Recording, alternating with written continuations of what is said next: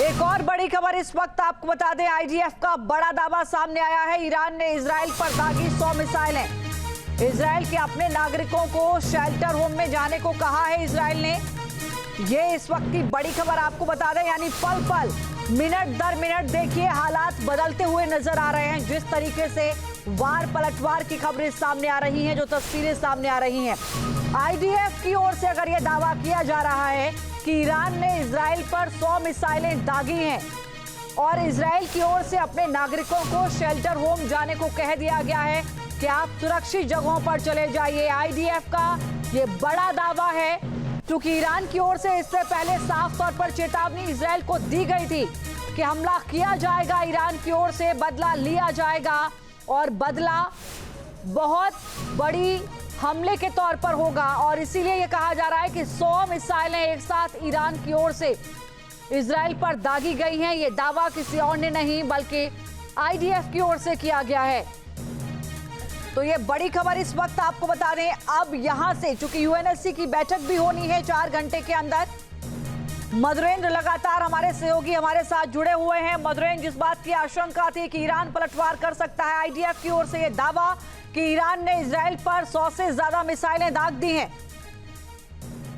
देखिए, बिल्कुल लगातार दिखाई दे रहा है कि इजराइल के जो तमाम इलाके हैं, चाहे जेरूसलम की बात करें, एस्कलोन की बात करें, अशदोद की बात करें, राजधानी तेल अवीव की बात करें, ये सब इस वक्त ईरान के हमले की जद में है और उसे रोकने के लिए इंटरसेप्टर मिसाइलें जो हैं वो इजराइल ने लॉन्च की हैं, जो साफ तौर पे इजराइल के आसमान में दिखाई दे रहा है और लगातार वो ईरान की मिसाइलों को इंटरसेप्ट कर रही हैं, हवा में इसे नाबूद कर रही हैं ताकि जनहानि कम से कम हो सके। इससे पहले ही इजराइल ने दरअसल अपने तमाम लोगों को यह आगाह कर दिया था कि ईरान की तरफ से हमला आने वाला है, लिहाजा वे अपने बंकर में और सुरक्षित जगहों पर छुप जाएं, कोई भी व्यक्ति बाहर न निकले, किसी भी तरह की गैदरिंग न हो। तो जाहिर है कि ईरान जो है वो ऐलान कर चुका था,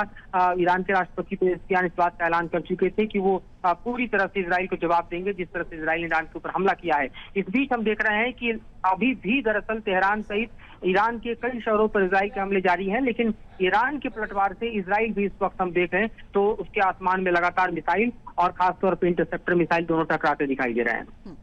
बिल्कुल मधुरेंद्र, देखिए मिडिल ईस्ट में जिसका डर था अब वही हो रहा है। इजराइल और ईरान सीधे तौर पर जंग के मैदान में कूदते हुए नजर आ रहे हैं, लेकिन क्या माना जाए कि अब जो यहां से तस्वीर बदलती हुई नजर आ रही है, ये पूरे मिडिल ईस्ट के लिए